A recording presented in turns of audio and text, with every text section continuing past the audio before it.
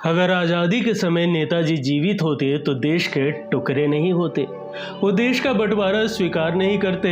पाकिस्तान के संस्थापक मोहम्मद अली जिन्ना ने भी कहा था कि मैं सिर्फ एक नेता को स्वीकार कर सकता हूं और वह सुभाष चंद्र बोस है। 17 जून 2023 को एक कार्यक्रम में राष्ट्रीय सुरक्षा सलाहकार अजीत डोभाल ने ये बयान दिया था। इससे पहले पीएम नरेंद्र मोदी और रक्षा मंत्री राजनाथ सिंह ने भी सुभाष चंद्र बोस को अखंड भारत का पहला प्रधानमंत्री बताया था। नेताजी सुभाष चंद्र बोस के भाई शरद चंद्र बोस के पोते चंद्र कुमार बोस कहते हैं कि अगर आज़ादी के समय नेताजी होते तो वे ही भारत के प्रधानमंत्री होते। दरअसल मोहम्मद अली जिन्ना केवल नेताजी पर ही भरोसा करते थे। जिन्ना को नेताजी पीएम के रूप में स्वीकार्य थे। अगर नेताजी होते तो भारत का बंटवारा कभी भी नहीं होता। नमस्कार, आप देख रहे हैं की मोटिवेशन। दोस्तों, इस एपिसोड से अगले कुछ एपिसोड तक हम उन नेताओं के किस्सों की चर्चा करेंगे जो भारत के प्रधानमंत्री बनते बनते रह गए। आज के इस एपिसोड में हम बात कर रहे हैं सुभाष चंद्र बोस जी की कहानी की। दोस्तों, 23 जनवरी 1897 को सुभाष चंद्र बोस का जन्म एक संपन्न परिवार में हुआ था। सुभाष चंद्र बोस के पिता जानकीनाथ बोस नामी वकील थे। उनका शुरुआती जीवन उड़ीसा के कटक में बीता। उनके 9 भाई बहन थे। सुभाष शुरुआती दिनों से ही मेधावी छात्र थे, इसलिए कटक से कलकत्ता आकर मशहूर प्रेसिडेंसी कॉलेज में उनका दाखिला हो गया। नेताजी सुभाष चंद्र बोस के भाई शरद चंद्र बोस के पोते और इतिहासकार प्रोफेसर सुगत बोस अपनी किताब his majesty's opponent Subhash Chandra Bose and India's struggle against empire में उनके कॉलेज के दिनों का एक किस्सा लिखते हैं। 10 जनवरी 1916 की बात है। सुभाष चंद्र बोस लाइब्रेरी में बैठकर पढ़ रहे थे। इसी दौरान हल्ला हुआ। कुछ क्लासमेट्स उनके पास आए और बताया कि इतिहास के प्रोफेसर एडवर्ड फार्ले ओटेन ने कुछ स्टूडेंट्स से हाथापाई की है। सुभाष चंद्र बोस उस समय अपनी क्लास के रिप्रेजेंटेटिव थे। सुगत बोस लिखते हैं कि प्रोफेसर ओटेन का पिछला रिकॉर्ड भारतीयों की निंदा और आलोचना करने वाला था। सुभाष चंद्र बोस ये मामला प्रिंसिपल हेनरी के सामने लेकर गए। सुभाष चाहते थे कि प्रोफेसर ओटेन स्टूडेंट से माफी मांग ले। प्रोफेसर ओटेन भी अड़े हुए थे। सुभाष चंद्र बोस ने छात्रों को साथ लेकर हड़ताल शुरू कर दी। नाराज प्रिंसिपल ने हड़ताली स्टूडेंट्स पर 5 रुपए का जुर्माना लगा दिया और बड़ी मुश्किल से यह मामला ठंडा पड़ा। सुगत बोस लिखते हैं कि करीब महीने भर बाद 15 फरवरी को प्रोफेसर ओटेन ने कुछ स्टूडेंट्स से फिर बदतमीजी की। अपमान का बदला लेने के लिए कुछ स्टूडेंट्स कॉलेज की सीढ़ियों से उतर रहे प्रोफेसर ओटेन को पीट कर भाग गए। मामले की जांच हुई तो सुभाष चंद्र बोस को मुख्य अभियुक्त माना गया। चश्मदीद चपरासी ने सुभाष चंद्र बोस की पहचान भी कर ली। इसके बाद प्रिंसिपल ने उन्हें कॉलेज से निकाल दिया। बाद में गार्जियंस ने जब नेताजी से पूछा कि क्या आपने प्रोफेसर को पीटा था, तो कुछ कहने के बजाय वो सिर्फ मुस्कुरा दिए। बाद में सुभाष चंद्र बोस ने कलकत्ता के ही स्कॉटिश चर्च कॉलेज में दाखिला लिया, जहां उन्होंने बीए की परीक्षा में विश्वविद्यालय में दूसरा स्थान प्राप्त किया था। सुभाष चंद्र बोस बाद में लंदन चले गए। यहाँ आईसीएस की परीक्षा में उन्हें मेरिट लिस्ट में 4था स्थान मिला था। बोस जब इंग्लैंड से पढ़ाई करके भारत लौटे तो 25 साल के हो चुके थे। भारत आते ही सुभाष चंद्र बोस आज़ादी के आंदोलन में कूद गए। वो उस समय चित्तरंजन दास के साथ काम कर रहे थे। मशहूर इतिहासकार रुद्रांशु मुखर्जी अपनी किताब Nehru and Bose parallel lives में लिखते हैं कि 1927 आते आते नेहरू और बोस दोनों के पैर राजनीति में जम चुके थे और दोनों ब्रिटिश भारतीय जेलों में अपनी पहली सजा काट आए थे। दोनों ने गांधी के नेतृत्व को स्वीकार कर लिया था, लेकिन बोस गांधी के असर में पूरी तरह से नहीं आए थे। श्री जानकी रमन कॉलेज जबलपुर में इतिहास के विभागाध्यक्ष डॉक्टर आनंद राणा बताते हैं कि गांधी जी के चलाए असहयोग और सविनय आंदोलन से कोई बड़ी सफलता नहीं मिल रही थी। सुभाष चंद्र बोस कांग्रेस को नई विचार से आगे बढ़ाकर अंग्रेजों से आज़ादी लेना चाहते थे। गांधी जी भाप गए थे कि सुभाष चंद्र बोस सशस्त्र क्रांति की ओर बढ़ रहे हैं। गांधी जी 1934 में कांग्रेस की सदस्यता छोड़ चुके थे, लेकिन उनकी मर्जी से ही सारे फैसले लिए जाते थे। कांग्रेस का अध्यक्ष कौन होगा ये वही तय करते थे। 1936 में लखनऊ में होने वाले कांग्रेस अधिवेशन में नेहरू को कांग्रेस का अध्यक्ष चुन लिया गया। उन्हें अध्यक्ष बनाने का विचार गांधी जी का ही था। नेहरू के अध्यक्ष बनने पर विरोध के हल्के स्वर भी उठने लगे थे। दिसंबर 1936 में नेहरू को दोबारा पार्टी अध्यक्ष चुनने का प्रस्ताव आया तो सरदार पटेल ने खुलकर विरोध किया। पटेल ने नेहरू के अध्यक्ष बनने पर पार्टी तक छोड़ने की बात कह दी। इसके बाद 1937 में गांधी जी ने कांग्रेस अध्यक्ष के लिए सुभाष चंद्र बोस का नाम सुझाया। 23 जनवरी 1938 को अपने 41वें जन्मदिन पर नेताजी विदेश से लौटे थे। लौटते ही उन्होंने कांग्रेस अध्यक्ष पद संभालने की तैयारी शुरू कर दी। सबसे पहले नेताजी ने अपना अध्यक्षीय भाषण तैयार किया। कांग्रेस का 51वां राष्ट्रीय अधिवेशन गुजरात के सूरत जिले के हरिपुरा में हुआ था। 19 से 22 फरवरी 1938 तक हुए इस अधिवेशन की अध्यक्षता सुभाष चंद्र बोस ने की। ये मनमुटाव की शुरुआत बंगाल से ही हो गई थी। दिसंबर 1938 में सुभाष चंद्र बोस बंगाल में कृषक प्रजा पार्टी के साथ मिलकर सरकार बनाना चाहते थे। पहले गांधी सहमत थे, बाद में बदल गए। 1938 में कांग्रेस अध्यक्ष का फिर चुनाव होना था। कांग्रेस के वरिष्ठ नेता द्वारका प्रसाद मिश्र अपनी किताब लिविंग एन एरा में जेबी कृपलानी के हवाले से लिखते हैं कि सुभाष बाबू दूसरी बार अध्यक्ष होना चाहते थे, लेकिन गांधी जी ने साफ कह दिया था कि वे सहायक नहीं होंगे। गुजरात के बारडोली में हुए बैठक में नए अध्यक्ष के नाम पर विचार किया गया। सुभाष चंद्र बोस उसमें शामिल नहीं हुए। गांधी नहीं चाहते थे कि सुभाष चंद्र बोस एक बार फिर कांग्रेस अध्यक्ष बने। उनके निवेदन के बावजूद नेहरू, पटेल और अबुल कलाम ने चुनाव लड़ने से मना कर दिया। आखिरकार आंध्र प्रदेश के पट्टाभी सीतारमैया गांधी के कहने पर चुनाव लड़ने को तैयार हो गए। अब चुनावी मैदान में सुभाष बाबू और सीतारमैया आमने सामने थे। 29 जनवरी 1939 को कांग्रेस अध्यक्ष का चुनाव हुआ तो सुभाष चंद्र बोस को 1580 और पट्टाभी सीतारमैया को 1377 वोट मिले। नेताजी 203 वोटों से जीत गए। द्वारका प्रसाद मिश्र अपनी किताब लिविंग एन एरा में लिखते हैं कि सुभाष बाबू ने मुझे फोन करके समर्थन मांगा था। मैंने कहा कि माफ कीजिएगा, मैं गांधी जी के खिलाफ नहीं जा पाऊंगा। बाद में पता चला कि मध्य भारत के ज्यादातर वोट सुभाष चंद्र बोस को ही मिले थे, यानी सुभाष ने पॉपुलैरिटी में राष्ट्रपिता महात्मा गांधी को भी हरा दिया था।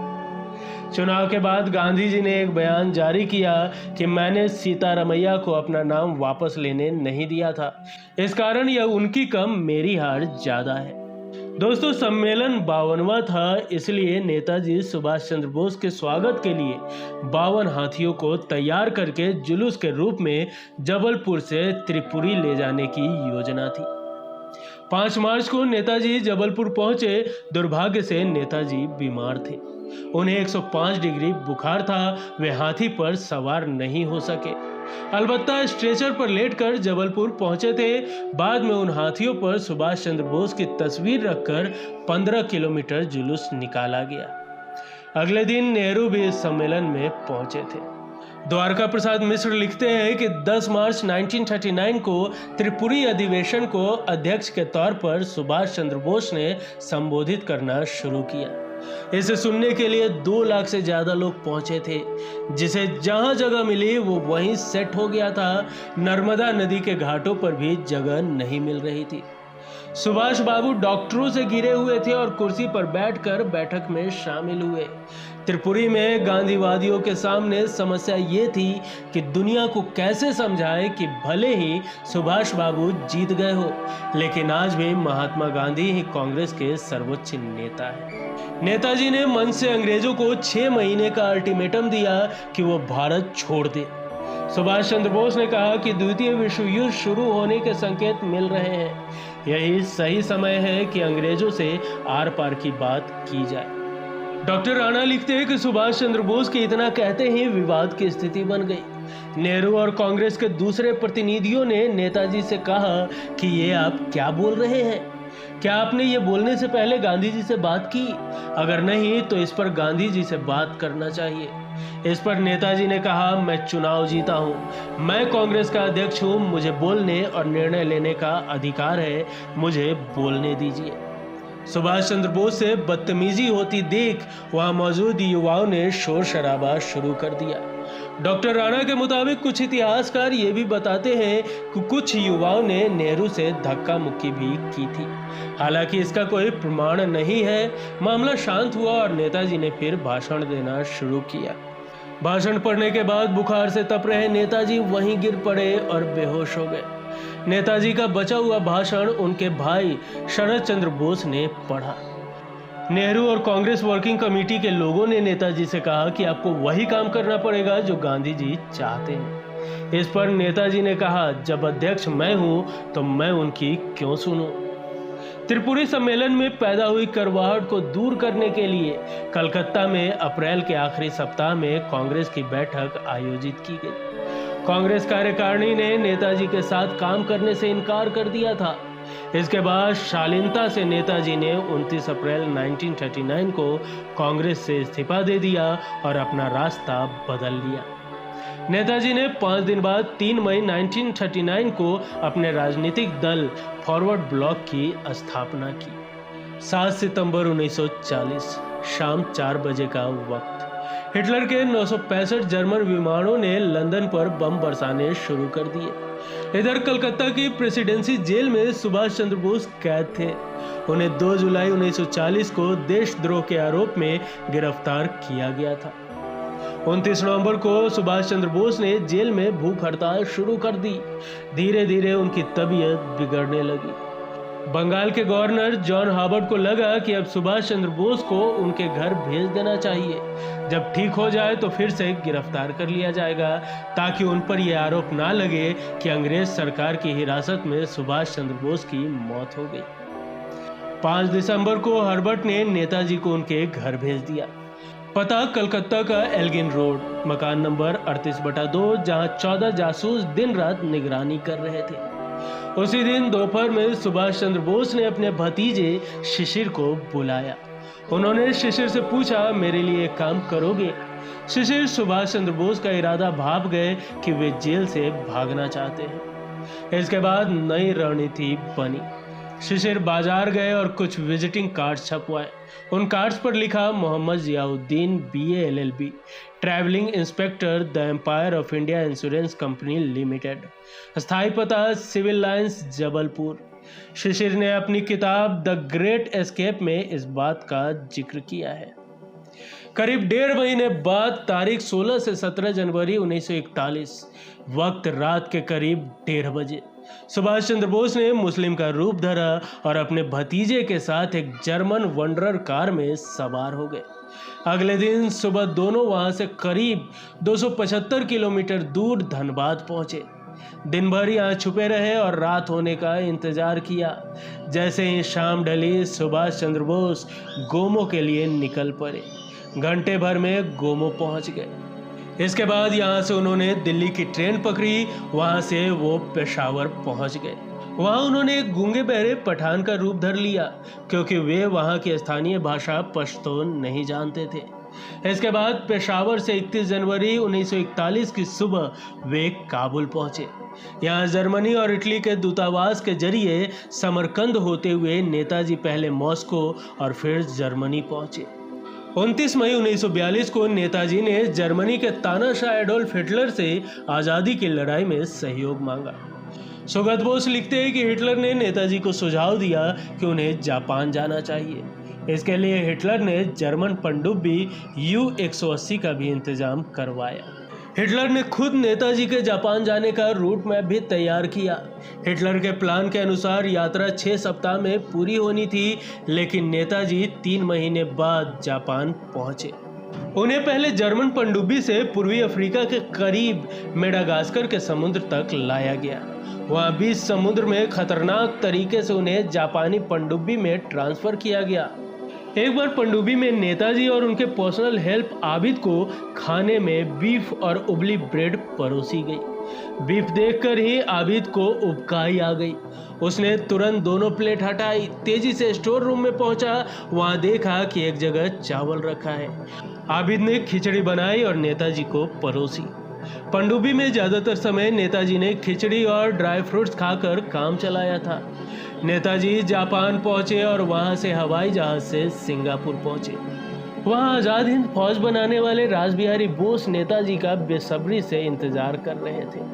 4 जून 1943 को सिंगापुर के कैथे भवन में आयोजित एक ऐतिहासिक समारोह में रासबिहारी बोस ने आजाद हिंद फौज की कमान नेताजी सुभाष चंद्र बोस को सौंप दी। नेताजी आजाद हिंद फौज के कमांडर बन गए। सुगत बोस लिखते हैं कि अगले दिन यानी कि 5 जुलाई को 10:30 बजे वर्दी में परेड हुई। उस समय आईएनए के 12,000 सैनिक मौजूद थे। नेताजी भी सैन्य वर्दी में ही थे। नेताजी ने कहा, आजाद हिंद फौज ने युद्ध की घोषणा कर दी है। गुलाम लोगों के लिए चलो दिल्ली। सैनिकों, मैं सुख दुख धूप छांव हर समस्या में तुम्हारे साथ रहूंगा। मैं तुम्हें भूख प्यास अभाव और मौत के अलावा कुछ नहीं दे पाऊंगा, लेकिन आप मेरा अनुसरण करेंगे तो मैं आपको आज़ादी और जीत की ओर ले जाऊंगा। नेताजी रिसर्च ब्यूरो की द ऑरेकल मैगजीन के जनवरी 2022 के अंक में नेताजी के बारे में लिखा है कि कैसे उन्होंने सेना में जातिवाद और धर्म की दीवार को ढहा दिया था। नेताजी चाहते थे कि आईएनए में हिंदू, मुस्लिम और सिख सैनिक अलग अलग मेस में नहीं, एक साथ खाना खाएं। बोस ने सैनिकों से कहा कि यदि एकता के नाम अपने धर्म का सहारा लिया तो हम वापस बांट दिए जाएंगे। यदि ऐसा हुआ तो हम ये लड़ाई नहीं जीत पाएंगे। इसके बाद नेताजी ने दुनिया के विभिन्न देशों से आईएनए के लिए कर्ज लिया ताकि आज़ादी की लड़ाई लड़ी जा सके। उन्होंने कर्ज लेते वक्त जापान सहित कई देशों से वादा किया था कि जब भारत आज़ाद हो जाएगा तो वो सारा कर्ज चुका देंगे। लोगों में आज़ादी का दीप जलाने के लिए नेताजी ने फॉरवर्ड नाम से मैगजीन शुरू की। आज़ाद हिंद रेडियो भी शुरू किया। दूसरा विश्व युद्ध चल रहा था। 23 मार्च 1942 को दक्षिणी अंडमान में जापानी सेना उतरी। 3 से 4 घंटों में इस क्षेत्र पर पूरा कब्जा कर लिया गया। नेताजी सुभाष चंद्र बोस ने जापान से साझेदारी की। 29 दिसंबर 1943 को जापान ने यह द्वीप नेताजी सुभाष चंद्र बोस की आज़ाद हिंद सरकार को सौंप दी।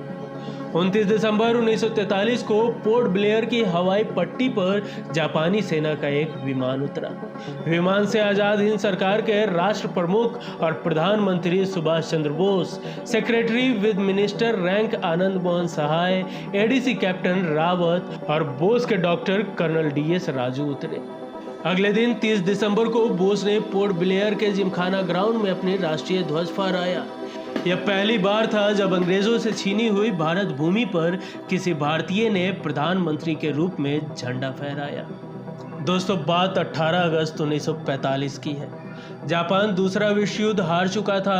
अंग्रेजी हुकूमत नेताजी के पीछे पड़ी थी। इसे देखते हुए उन्होंने रूस से मदद मांगने का मन बनाया। 18 अगस्त 1945 को उन्होंने मंचूरिया की तरफ उड़ान भरी। 5 दिन बाद 23 अगस्त 1945 को टोक्यो रेडियो ने यह जानकारी दी कि एक KI-21 bomber plane Taihoku airport के पास क्रैश हो गया है। इसमें सवार सुभाष चंद्र बोस बुरी तरह जल गए और अस्पताल में इलाज के दौरान उनका निधन हो गया। सुभाष चंद्र बोस के निधन पर दुनिया भर की 10 से ज्यादा कमेटियों ने जांच की है। आजाद भारत की सरकार ने 3 बार इस घटना की जांच के आदेश दिए। पहले दोनों बार प्लेन क्रैश को हादसे का कारण बताया गया। तीसरी जांच में कहा गया कि 1945 में कोई प्लेन क्रैश की घटना नहीं हुई है। 15 अगस्त 1947 को भारत की आज़ादी के बाद जवाहरलाल नेहरू को देश का पहला अंतरिम प्रधानमंत्री बनाया गया। चंद्र कुमार बोस एक इंटरव्यू में बताते हैं कि जब देश आज़ाद हुआ और पीएम पद की खींचतान चल रही थी, तब मेरे पिता अमयनाथ बोस गांधी जी से मिलने पूना गए। आमतौर पर गांधी जी के साथ हमेशा कोई न कोई रहता था। उस दिन वो अकेले थे। मेरे पिता ने पूछा कि बापू, आप अकेले क्यों बैठे हैं? गांधी जी ने कहा कि हमें सब देश का बंटवारा चाहते हैं। ये बोलकर बापू चुप हो गए। जब मेरे पिता वापस आने लगे तो गांधी जी ने कहा, आज मैं तुम्हारे अंकल सुभाष चंद्र बोस को मिस कर रहा हूँ। अगर वो आज होते तो ये हालात नहीं होते। और इस तरह हमारे प्यारे नेताजी का मौत एक रहस्य ही बनकर रह गया। दोस्तों, आज का ये एपिसोड आपको कैसा लगा हमें कमेंट कर जरूर बताएं। अगर आज का ये वीडियो आपको पसंद आया हो तो एक लाइक जरूर करें। मिलेंगे अगले एपिसोड में फिर किसी दिलचस्प किस्सों के साथ। तब तक के लिए नमस्कार।